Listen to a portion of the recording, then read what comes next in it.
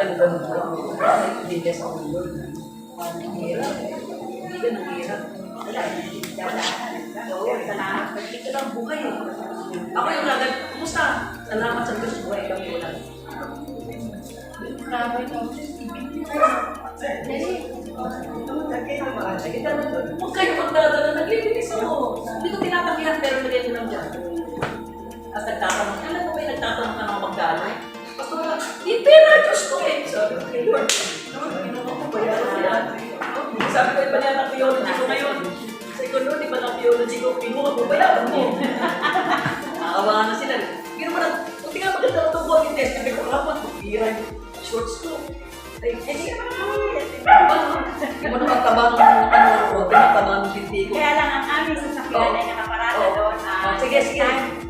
Pray na tayo. Pray tayo, mga kapatid. Pastor Mark, liga. Oo, malaking salamat. Oo, blessing po sa amin kayo.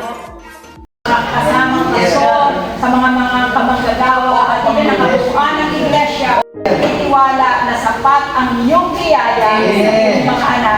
Ipakita ko lamang na kung kami dinaan sa mga ilang na ito, meron siyang bagay ng tiyak kami tinuturuan kami. Amen. Na sa kabila ng mga pagsubok kami mananatili sa iyo na nagligtas sa amin. Salamat po, pagpalain mo po sila. Ang tuloy na ikaw ang kumagpo ng pangangailangan. Sabi nga niya po, kung ikaw ang kumuha, ikaw ang magbayad. Kaya anak po namin, tapat ka doon. Kaya ipapalik po, siksik-ligli, dumahapas. Salamat po, Panginoon, sa pangalan ng Jesus. Amen. Panginoon, salamat po. Salamat po sa grupo ni Pastor Lord at sa kanyang mga lakip at mga gagawa. Salamat, Lord. Pinili mo sila.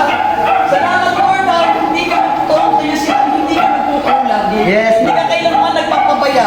Ito po yung mga pangyayari na kung saan, ang sabi mo sa iyong salita, we have to give thanks in everything. Lord, tapat ka sa lahat. Kaya Panginoon, akin po dinadalangin ang iglesia, kabuuan na iglesia ni Pastora Lourdes at ang lahat ng kanyang mga nasasakupan, Lord. Patuloy mo silang pagpalain, patuloy mo silang bigyan ng kalakasan. Patuloy, O Diyos, yung pusong paglilingkod ay nandoon, Lord. Kaya Lord, kung saan mo po sila dadalhin, ikaw po ang gumabay at ikaw po ang patuloy na siyang kumilos sa kanilang kabuuan. Samahin mo kaming sabay-sabay upang Panginoon sa iyong pagdating, matagpuan mo yung mga lingkod na patuloy na naglilingkod sa iyo. Salamat po, Panginoon, pagpalain mo po ang Pastor Lourdes sa pangalan po ni Jesus. Amen.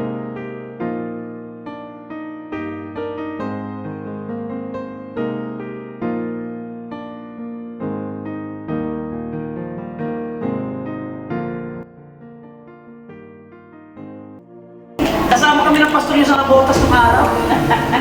Pero huwag kayo maglala, single pa rin kami.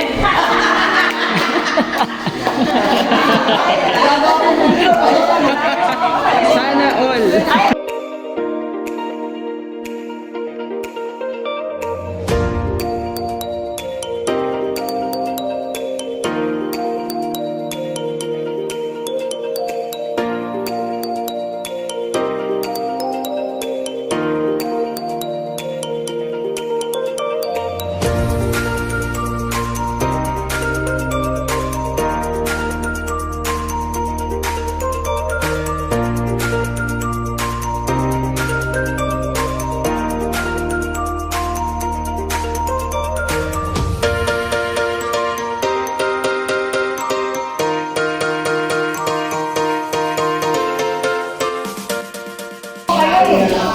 Ayaw mahirap na lalo kung ibang mundo lahat yung mga noon nyo. Dahil paano niya kami makaabot sa kanila.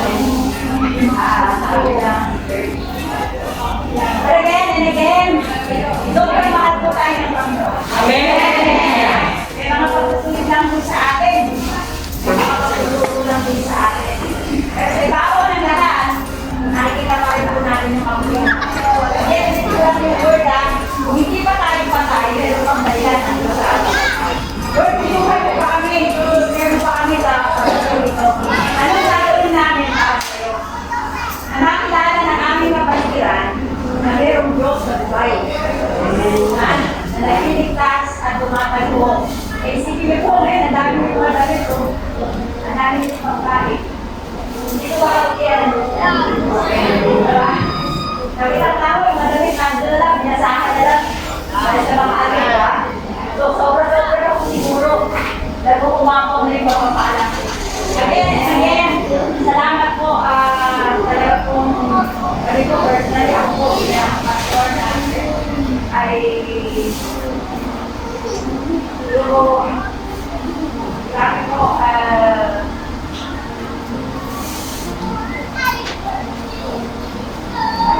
ko lang parang or baka people o kaya yan. Basta hanggang yung nalalim mo pagkawalan mo, nalalim lang namin. Lord,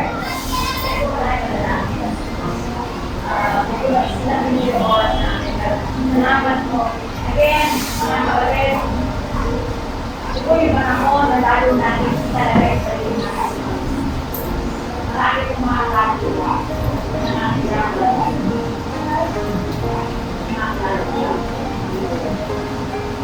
Anyway, ang napakaganda ko dito, kung namatayan po tayo sa oras na tayo po sa lahat.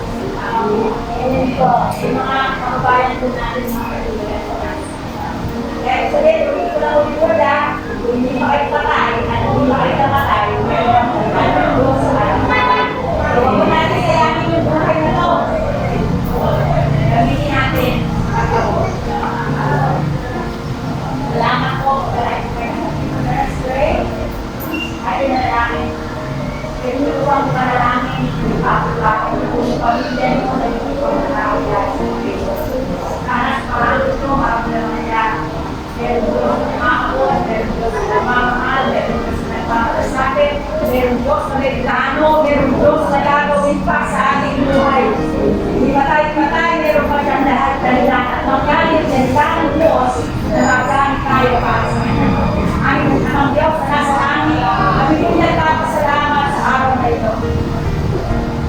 Salamat po dahil sa kabila po ng mga pangyayari, pero kami lahat ng dahilan para magpasalamat sa iyo.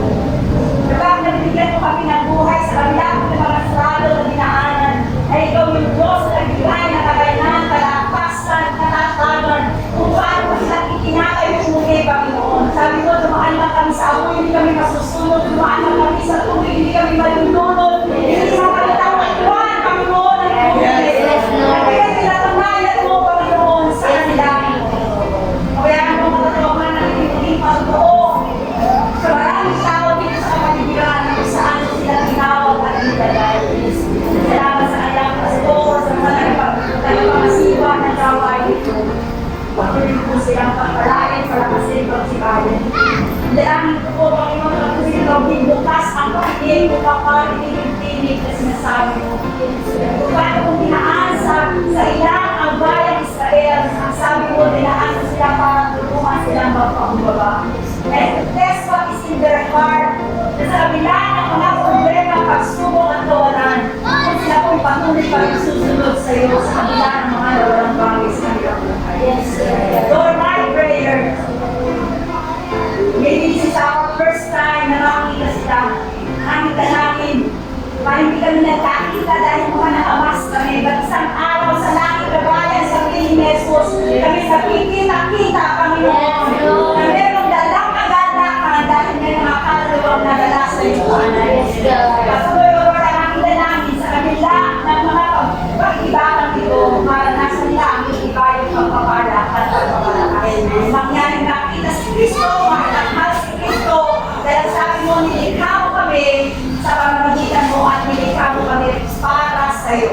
Para sa iyong kapurihan, para sa iyong karangalan, para sa iyong kagalakan. Kaya Lord, mangyari sa bawat isa sa amin na ang buhay na ito na iyong pinagpala ay maging kasiyahan sa iyong pananamaan. Hindi po, pagkakain mo ang bawat isa sa kanila mula sa kanilang pastor, kabuuan ng